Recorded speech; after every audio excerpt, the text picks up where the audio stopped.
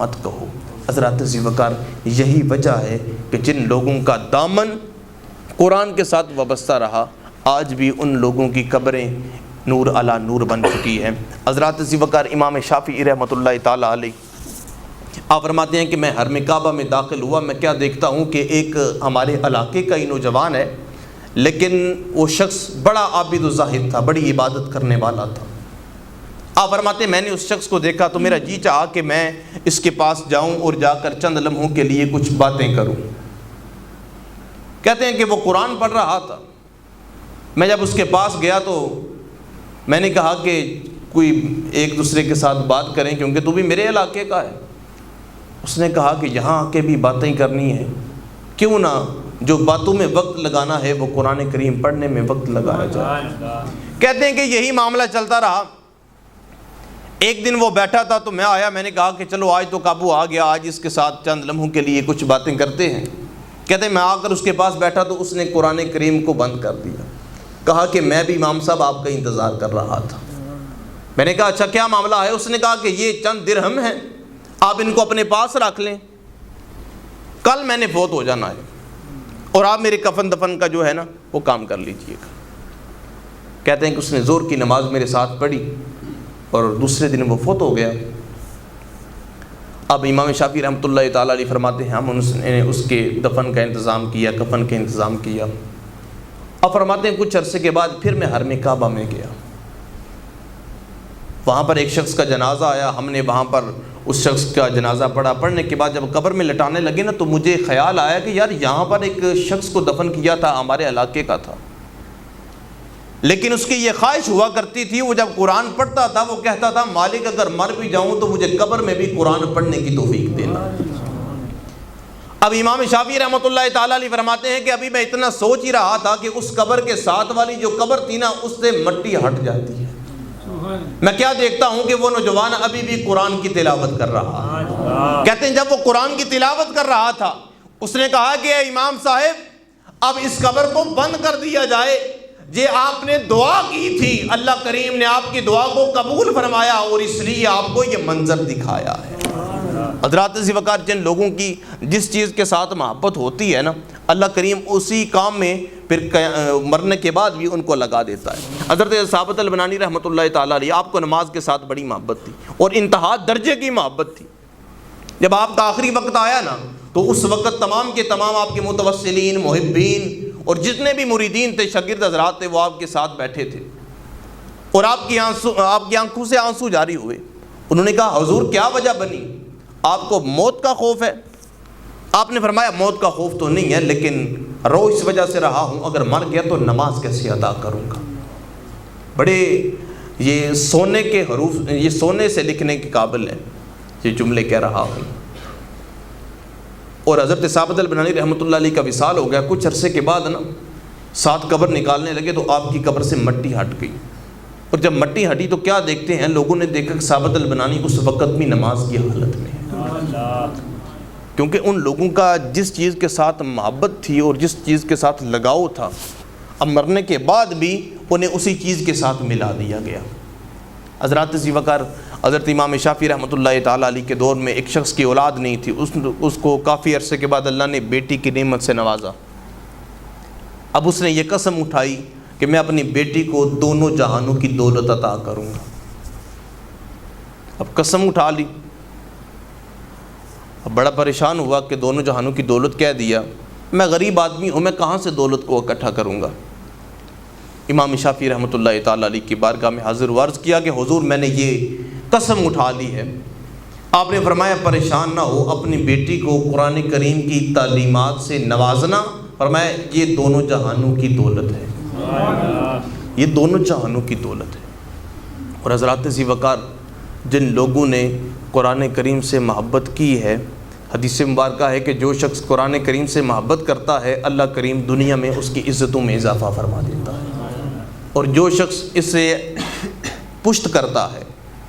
اور اسے پس پشت ڈال دیتا ہے، فرمایا پھر یاد رکھنا اس کے لیے ذلت اس کا شخص کا مقدر بن جاتی ہے۔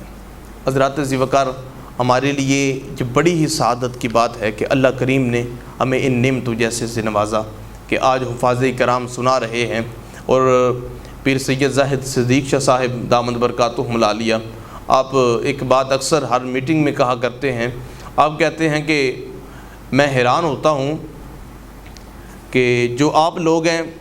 آپ بخاری شریف پڑھتے ہیں، آپ ترمذی شریف پڑھتے ہیں، آپ نے قرآن کریم کو حفظ کیا ہے، لیکن حالانکہ ہمارے والدین وہ ہیں کہ جو ایک کھیتی باڑی کا کام کرتے ہیں، جن کو یہ بھی نہیں پتہ کہ بخاری کہتے کسے ہیں، جن کو یہ بھی نہیں پتہ کہ قرآن کریم میں سجدے کتنے ہیں، سورتیں کتنی ہیں، لیکن کہتے ہیں کہ اللہ کا کتنا خاص کرم ہے، آج انہی کے بچوں میں بخاری شریف ہے، آج انہی کے بچوں کے ہاتھوں میں قرآن کریم ہے۔ تو یہ اس کا خاص کرم ہے کہ یہ اس کا خاص فضل ہے کہ اس نے ہمیں عطا فرمایا۔ حضرات عزیز وقار، قرآن سے جس شخص کی بھی محبت ہے نا، چاہے اسے آتا ہے یا نہیں آتا، یہ آپ نے متعدد بار سنا ہوگا کہ ایک شخص تھا، اسے قرآن کے ساتھ بڑی محبت تھی، بڑا لگاؤ تھا، مرنے کے بعد اس کی بھی قبر کھلی۔ تو یہ جو قبروں کے کھلنے کا معاملہ ہے نا، یہ اللہ کریم اپنی نشانیاں دکھاتا ہے۔ کبھی کسی کی قبر کھلتی ہے تو وہاں پر آگ برس رہی ہوتی ہے، تو کبھی کسی کی قبر کھلتی ہے تو خوشبوؤں کے غلے آ رہے ہوتے ہیں۔ تو یہ جو سارے کا سارا معاملہ ہے نا، یہ اللہ کریم ان لوگوں کو خاص درس و سبق دیتا ہے تاکہ یہ اس سے عبرت حاصل کریں اور نیک کام کریں۔ حضرات عزیز وقار، اس شخص کی قرآن کے ساتھ بڑی محبت تھی، وہ شخص فوت ہو گیا، اس کی قبر کھلی، اور کھلنے کے بعد کیا دیکھتے ہیں کہ وہاں پر خوشبوؤں کے غلے آ رہے ہیں۔ لوگ گئے اس کی جا کے اہلیہ کے پاس اور پوچھا کہ تمہارا خاوند کیا عمل کیا کرتا تھا؟ اس نے کہا عمل کا تو مجھے پتہ نہیں، لیکن صبح کے وقت جب نماز فجر ادا کر کے گھر آتا تھا نا، تو اس کی آنکھوں میں آنسو ہوا کرتے تھے، قرآن کو کھولتا تھا اور کہتا تھا کہ سارے کے سارے نمازی قرآن پڑھ رہے ہوتے ہیں، لیکن میں قرآن نہیں پڑھ سکتا کیونکہ مجھے آتا نہیں، لیکن اوپر انگلیاں رکھ کر کہتا تھا مالک تو جو کہہ رہا ہے سچ کہہ رہا ہے۔ فرمایا شاید اسی کی برکت سے اللہ نے اس کی قبر کو جنت کا باغ بنا دیا۔ حضرات عزیز وقار، اگر کسی شخص کو آتا نہ ہو اور اس کی محبت کی وجہ سے اللہ کریم اس کی قبر کو اس طرح جنت کا باغ بنا دیتا ہے، تو جس شخص کو قرآن پڑھنا بھی آتا ہو اگر پھر وہ شخص نہ پڑھے تو پھر تو بڑی بدبختی کی بات ہے۔ حضرات عزیز وقار، ہمیں یہ بھی عہد کرنا چاہیے، اور آج آپ دیکھ رہے ہیں، میرے ذہن میں یہ بات نہیں تھی، لیکن مجھے بختاور نے فون کیا، اس نے کہا کہ جناب وہ جو مٹھائی کا اہتمام تو ہے ہی تمام نمازیوں کے لیے، لیکن ساتھ چائے کا بھی اہتمام کر لیا جائے گا۔ تو میرے ذہن میں یہ فوری خیال آیا، میں نے کہا کہ یہاں پر اکثریت مساجد کا حال یہ ہے کہ وہاں پر 27 کو ختم ہو نا، تو 3 سے 4 بزرگ احباب ہوتے ہیں، وہ بیٹھے ہوتے ہیں اور وہ سارے کا سارا اہتمام کر رہے ہوتے ہیں۔ تو مجھے خیال آیا، میں نے کہا جو کافی عرصہ پہلے ساجد صاحب نے ایک پودا لگایا تھا، اس کو سیراب کرتے رہے، اس سے پھر ساری کی ساری شاخیں نکلیں، پھل لگے،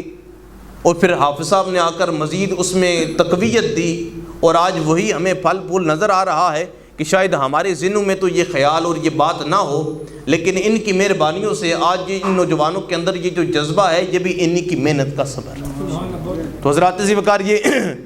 بڑا خاص اللہ کا کرم ہے، اور یاد رکھیں کہ جس مسجد کے اندر صرف بزرگ ہونا، تو وہاں پر تو علماء کہتے ہیں کہ سمجھے کہ دین جا رہا ہے، اور جہاں پر نوجوانوں کی تعداد ہو، نوجوانوں کے اندر جذبہ ہو، نوجوانوں کے اندر قوت ہو، نوجوانوں کا اس طرف رجحان ہو، تو وہاں پر معاملات پھر یہ بن جاتے ہیں کہ وہاں پر سمجھیں کہ دین یہاں پر اللہ کے فضل و کرم سے مزید تقویت والا ہے۔ حضرات عزیز وقار، ہمیں اس طرح بھی توجہ دینی ہوگی۔ اور ایک اور میں گزارش کرتا چلوں کہ بالخصوص میں اپنے بڑوں سے، اپنے بزرگوں سے ہاتھ جوڑ کے عرض کروں گا، گزارش کروں گا کہ بعض دفعہ یہ ہوتا ہے کہ کوئی نوجوان آتا ہے یا بچہ آتا ہے، اس سے کوئی غلطی ہو جاتی ہے یا کوئی بھی ایسا معاملہ بن جاتا ہے، اسے بڑے میٹھے لہجے میں، بہت زیادہ محبت بھری باتوں کے ساتھ اسے جو ہے وہ موٹیویٹ کریں اور اس کی اصلاح کریں۔ اور آقا کریم علیہ الصلوۃ والسلام کی ایک حدیث مبارکہ ہے، حضور نے ارشاد فرمایا کہ جو شخص کسی کی تنہائی میں رہنمائی کرتا ہے نا، اس شخص نے اسے سنوار دیا، اور جو لوگوں کے سامنے کرتا ہے اس نے بگاڑ دیا۔ تو اس لیے ہمیں تھوڑی سی اپنی اخلاق کی طرف بھی توجہ دینی ہوگی، کیونکہ اگر کسی کا دل دکھ جائے نا تو یہ بڑا سخت معاملہ ہے۔ اور آپ جانتے ہیں کہ آقا کریم علیہ الصلوۃ والسلام کی ایک حدیث ہے، حضور نے ارشاد فرمایا کہ کل قیامت والے دن جو نامہ اعمال میں سب سے وزنی چیز ہوگی وہ حضور نے فرمایا کہ اعلیٰ اخلاق ہوں گے۔ اس لیے ہمیں اپنے اخلاق کو بھی اعلیٰ رکھنا ہوگا۔ اگر کوئی شخص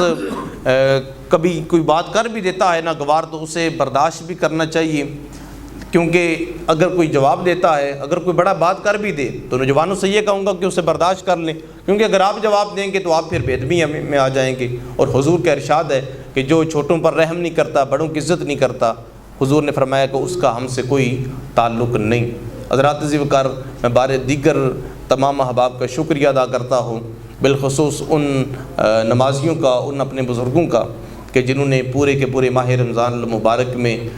پیچھے کھڑے ہو کر ان لوگوں کی حوصلہ افزائی کی اور تقویت بخشی ان لوگوں کو، تاکہ یہ کھڑے ہو کر قرآن کریم کو سنا سکیں۔ اور یہ آپ کی محنت ہے اور آپ کی محبت ہے، اور یہ آپ کے بچے ہیں کہ جن لوگوں نے آپ کو اتنی محبت بھرے اور مٹھاس سے لہجے میں قرآن کریم سنایا۔ میری دعا ہے کہ مالک کریم ہمیں جب تک ہماری سانسوں میں سانسیں ہیں اور ہماری آنے والی نسلوں کو اسی طرح قرآن کریم پڑھنے اور پڑھانے اور سننے کی توفیق نصیب فرمائے۔ اور میں نے یہ پہلے بھی تحدیث نعمت کے لیے عرض کر رہا ہوں کہ بحمدہ تعالی ہمارے دارالعلوم محمدیہ غوثیہ کے اندر